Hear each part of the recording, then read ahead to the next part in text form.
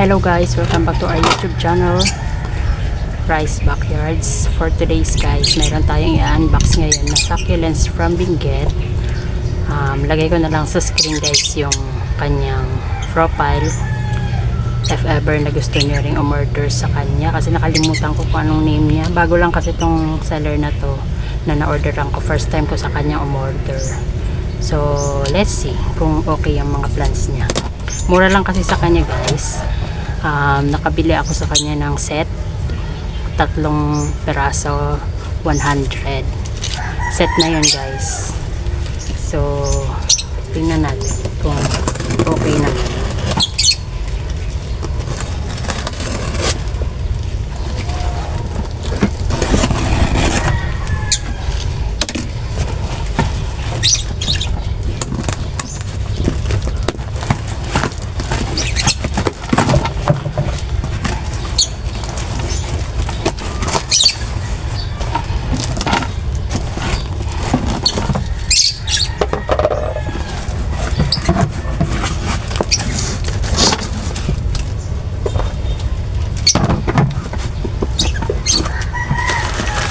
Uy, first, may free tayo.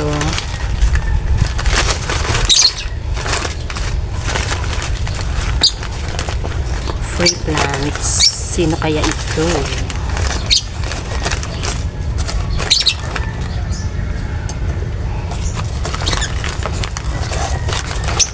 Para siyang si ano guys, si purple card. Tama ba? Si purple card. Kasi may purple card ako dito. Ganito yung itsura niya. Or sa Tinkerbell. Kamukha siya eh. Purple card or Tinkerbell pa. Ganito yung itsura kasi ni Tinkerbell.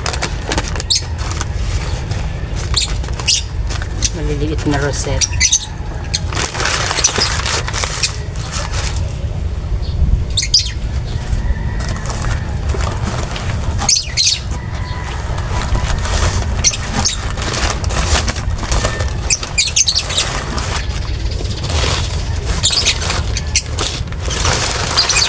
Sa mga name tag guys, kaya lalagay, ay hindi ito pala yung ano, lalagay ko na lang sa screen yung mga name nila kasi may screenshot naman ako nito. So pangalan ko to, Lucky, nakalimutan ko sino to, laki niya.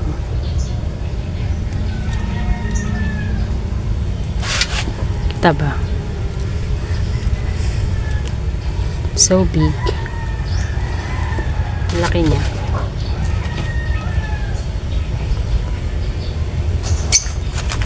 Hindi rin kasi ako nakapaglista guys. Hindi ko nailista yung mga name nila. Pero may screenshot naman ako. Kaya malalaman ko pa rin kung anong mga ID nila mamaya.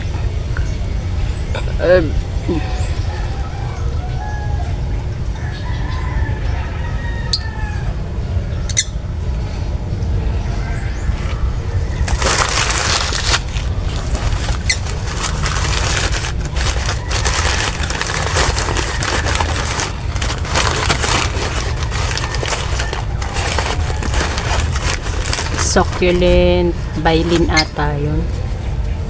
Ito yung mga ano, set siya ng 3 for 100 mga set to. Ito solo lang to, nasa 120 ata kuha ko dito.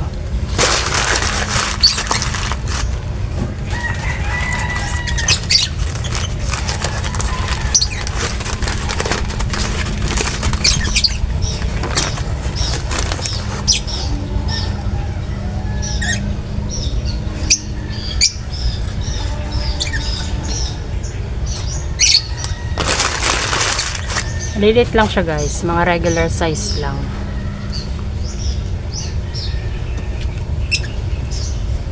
Sulit na rin kasi 3 for 100 naman siya.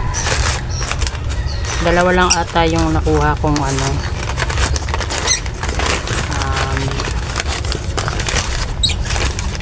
hindi sa set na nakalagay. Ito, cat's claw na naman. Kasama rin to sa set. Ang hindi ko lang, ang wala lang sa set na nakuha ko is ito tsaka si Lao Sheng. Kaya check ko na lang mamaya. Lagay ko na lang sa screen guys yung mga name nila kasi hindi ko kabisado yung iba dito. Hindi ko talaga kabisado, promise. Kasi mga bago lang din to sa akin.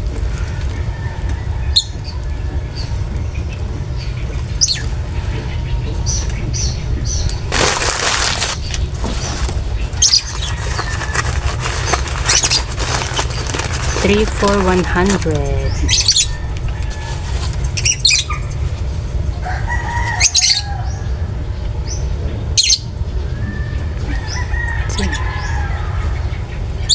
Ang kilala ko lang ata dito si Cat's Claw. Kasi favorite ko yun si Cat's Claw.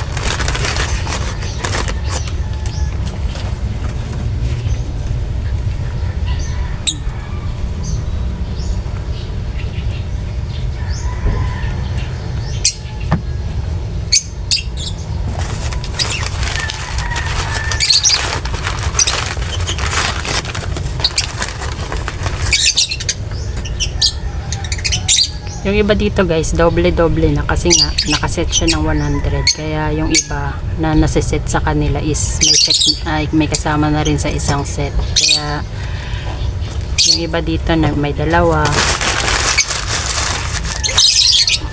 Katulad ni Cat's Claw. Dalawa ata yung nakuha kong Cat's Claw. Magkaibang set.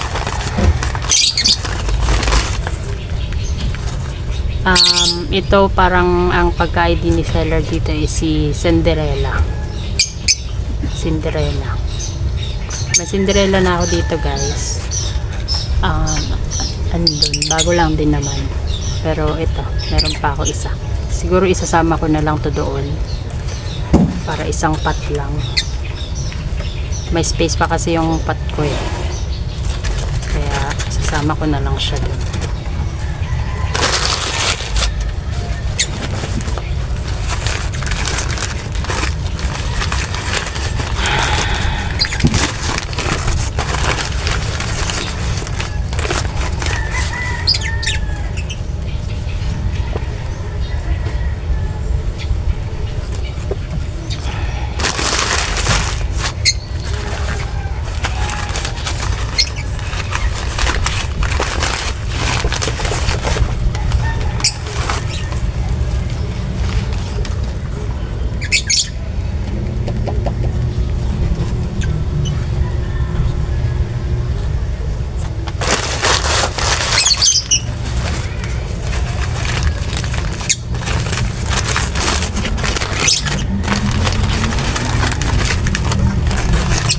Time check natin guys, 1:30 PM dito sa amin. Kaya katanghali ang tapat. Kararating lang din ito. Kaya inopen ko kaagad. Magaganda naman siya guys. Maganda yung pagka air dry niya. Dry na dry. Wala akong nakikita mga mushy leaves. Magaling mag air dry si seller. Maganda siya mag air dry. Walang mushy leaves.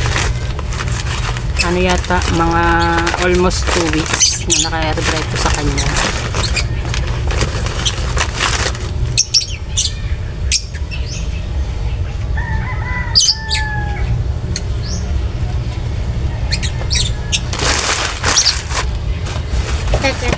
Hindi katulad ng ibang seller na pagkatagal-tagal lang naka-air dry sa kanila, pagdating sa yumashi pa rin yung leaves. Ewan ko rin. Ano yata yung ibang seller kasi parang hindi yata nila napapainitan. Maganda kasi pag nag-air dry ka tapos napapainitan yung succulents. Talagang nadadry siya, natutuyo talaga siya. Kasi sa nakatago lang siya sa lilim habang in-air dry.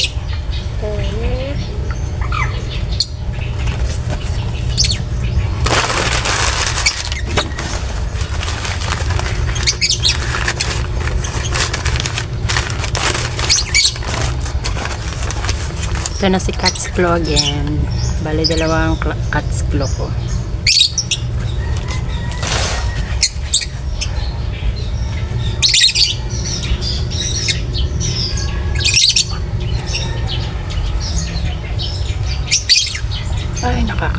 Ito o yung isa. Cat's Claw. Ganda rin ang kulay ng Cat's Claw sa kanya guys. Parang nauna kong may dalawa akong Cat's Claw dito. Ganon din yung mga kulay nila. Dark green na ano. Ito na si Lao Shen. May kasama siyang Gilva.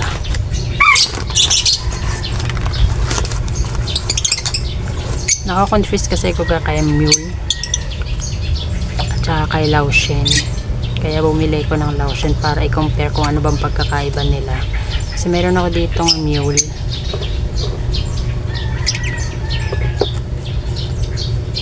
Mule ang ID sa kanya ni seller.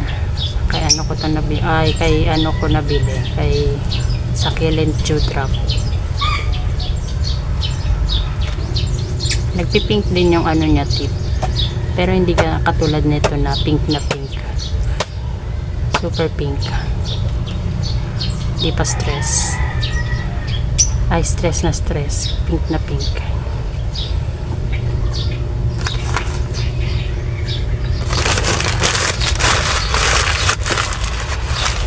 Yan lang guys. Maliit lang na box to. See? So nice.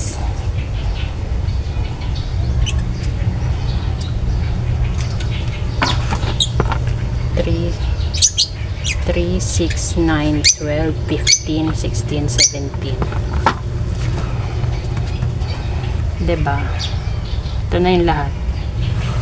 Bilao. That's all guys. Thank you for watching guys, and happy planting. God bless.